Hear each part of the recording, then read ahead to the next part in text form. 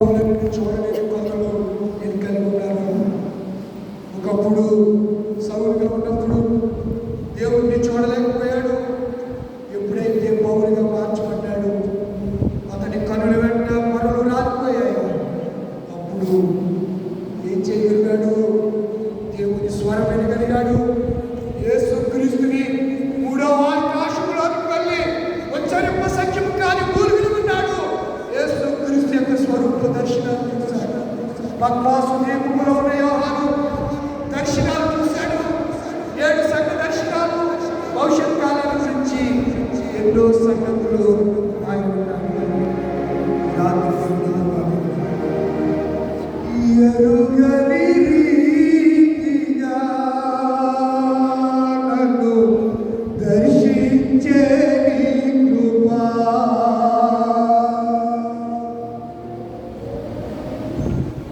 ఎరుగని రీతిగా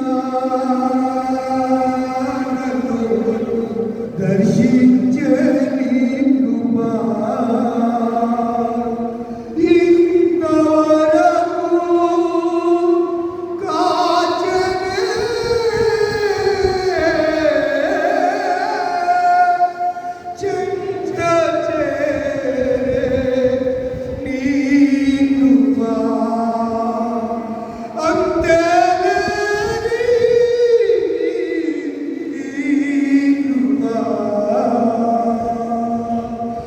ఎరుగని రీతిగా నన్ను దర్శించే కృపా.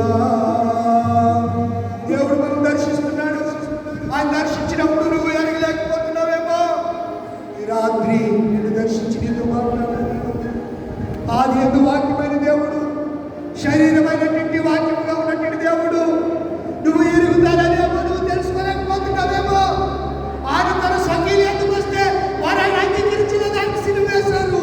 కానీ నీతో స్పష్టంగా మాట్లాడుతుంది రాత్రి. ఎరుగని రీతిగా నీకు తెలియటం లేదు దేవుడు నీతో మాట్లాడుతున్నాడని, నిన్ను దర్శిస్తున్నాడు. ముఖ దర్శనం చాలయ్యా నాకు, నీ ముఖ దర్శనం చాలయ్యా, ముఖ దర్శనం చాలయ్యా నాకు, నీ ముఖ దర్శనం చాలయ్యా. సమీపించని తేజస్సులో నివసించున్న దైవమా, సమీపించని తేజస్సులో నివసించున్న దైవమా, ముఖ దర్శనం చాలయ్యా నాకు, నీ ముఖ దర్శనం చాలయ్యా. యేసయ్యా, యేసయ్యా, యేసయ్యా, యేసయ్యా, అందరూ యేసయ్యా, యేసయ్యా, యేసయ్యా. ఆయన ముఖ దర్శనం మనకు చాలు. ఆయన చల్లని చూపే మనకు చాలు. ఆయన నిన్ను చూస్తున్న దేవుడు, ఆయనని మొరవినే దేవుడు. గుడ్డి వారి మరణం విన్నాడమ్మా. నా ప్రియ తల్లి, నా ప్రియ చెల్లి, నా అక్క, నా ప్రియ తండ్రి, నా అన్న, నా తమ్ముడు, నీ మొరడు ఆయన వింటున్నాడు. నీ బాధ ఏదైనా ఆయనకు తెలుసు. నీ కష్టం ఏదైనా ఎవరితో చెప్పు, ఆయనకి చెప్పు. ఆయన నీ కలతను తీసివేస్తాడు, నీ కన్నింటిని తుడిచివేస్తాడు. నీ బాధని, నీ మొరను విని నీ సమస్యకు పరిష్కారం చూపేది. తన వాక్యంతో నీతో మాట్లాడాడు. ఈ రాత్రి ఎరుగని రీతిగా నిన్ను దర్శించాడు. ఒక బలమైన తీర్మానం చేస్తున్నాడు. ప్రభా, ఈ మండలకాలంలో నాయన నీ ముఖ దర్శనం చూడాలి. నా కొరికి కదే ఆడు సిలువులు ఆకాశానికి మధ్యలో వెళ్ళడం మంచిగా నాకటి చాలా వలని మేము దున్నబడిందయ్యా. పరిణామంతో పడుతుంటే మాంసం ముద్దలు శరీరం నుంచి ముక్కలు ముక్కలుగా బయటకు వచ్చేసాయి. సొగసైన స్వరూపము లేదయ్యా నీకు, నా కొరకు నీ బాధలు. నువ్వు ఈ రాత్రి ఈ పిల్లలమైన మమ్మల్ని ఈ స్వరూప దర్శనం చేత మమ్మల్ని కృపచేయ. అలా ఎవరైతే తీర్మానం చేసుకుంటున్నారో వారందరికీ దేవుడి రాత్రి కళలో దర్శనంలో ఒక దర్శనం చేసిన సంతోషం స్థాపించేసుకున్నాం. పరిశుద్ధ తండ్రి జీవాన్ని నీకు వందనాలు. గొప్ప దేవుడు గరుడు దేవుడు పాపులమైన పాపినైనా నన్ను నువ్వు ఎంతగా ప్రేమిస్తానికి నేను ఎంతటి వాడు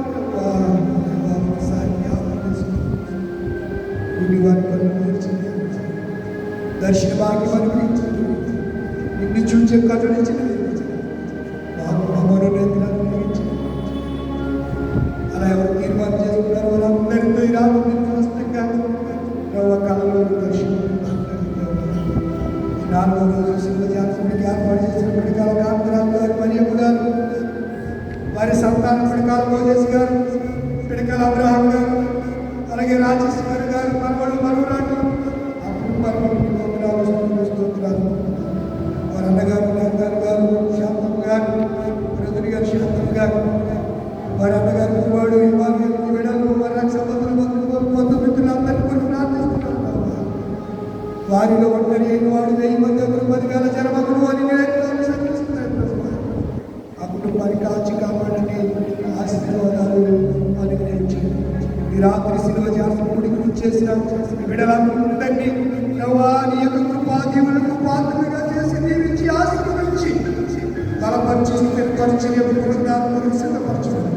యేసు పరిశుద్ధ సంరక్షణ తండ్రి ఆమేన్. పరలోకమున మా తండ్రి నామము పరిశుద్ధపరచబడుగాక, నీ రాజ్యం వచ్చుగాక, నీ చిత్తము పరలోకమున నెరవేరునట్లు మాది నెరవేరుగాక. మదిన ఆహారం పొందదాచి మండల రాక్షసులను క్షమించిన ప్రకారం క్షమించు. మమ్మ శోధనకి ఆకాంక్షలు తప్పించు. రాజ్యము శక్తి మహిమ నిరంతరం నీవే తండ్రి ఆమేన్. తండ్రి అయిన దేవుని ప్రేమ కుమారుడైన యేసుక్రీస్తు కృప పరిశుద్ధాత్మ కన్యక సహవాసం 4వ రోజు శిలువ జాతకుడికి ఏర్పాటు చేసుకున్న పిడకాల కాంతారావు గారి కుటుంబంలో కూడి వచ్చిన మనందరికీ సదాకాలం తోడై ఉండును గాక. ఆమేన్. సిలువ రక్తధారలు ప్రవహించుచున్నవి,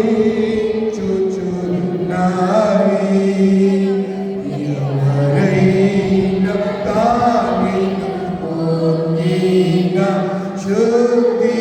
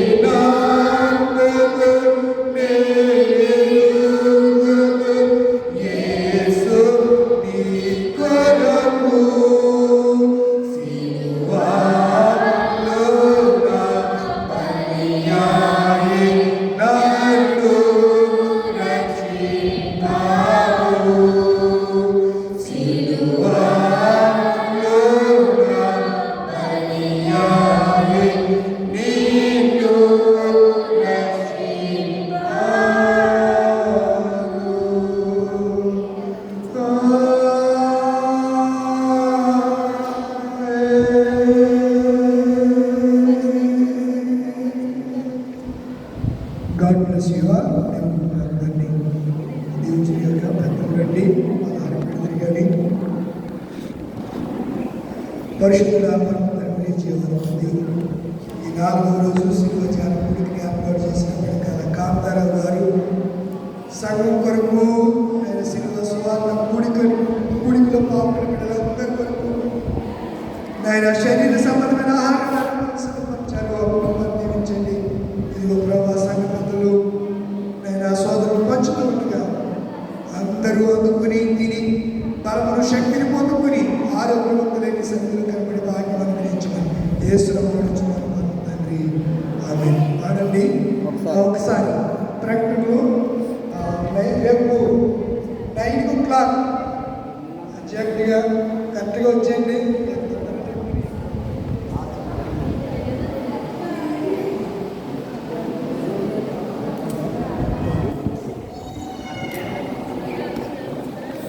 త్వరగా చెప్పేస్తే పాట పాడుతుంది. ప్రియమైన సంగతులారా, రేపటి ఆదివారం ఆరాధన 8:30 గంటలకు ప్రారంభమవుతుంది కాగా సంగతులందరూ కూడా గమనించవలసిందిగా కోరుచున్నాం. ఈ ఆరాధన అయిన అనంతరం కొడపాటి వెంకటరెడ్డి గారి మొదటి సంవత్సరిక జ్ఞాపకార్థ కూడిక 11 గంటలకు జరుగుతుంది. 12:30కి ముగించబడి అనంతరం వారి కుమార్తెలు ఏర్పాటు చేయబడిన ప్రేమ బిందు ఉంటుంది కనుక సంగతులందరూ కూడా గమనించవలసిందిగా కోరుచున్నాం. రేపటి ఆదివారం ఆరాధన 8:30 గంటలకు ప్రారంభమవుతుంది, 11 గంటలకు ముగించబడుతుంది. 11 గంటల నుండి కొడపాటి వెంకటరెడ్డి గారి మొదటి సంవత్సరిక జ్ఞాపకార్థ కూడిక, 12:30కి సంగతులందరూ కూడా భోజనాలు గమనించవలసిందిగా కోరుచున్నాం. అదేవిధంగా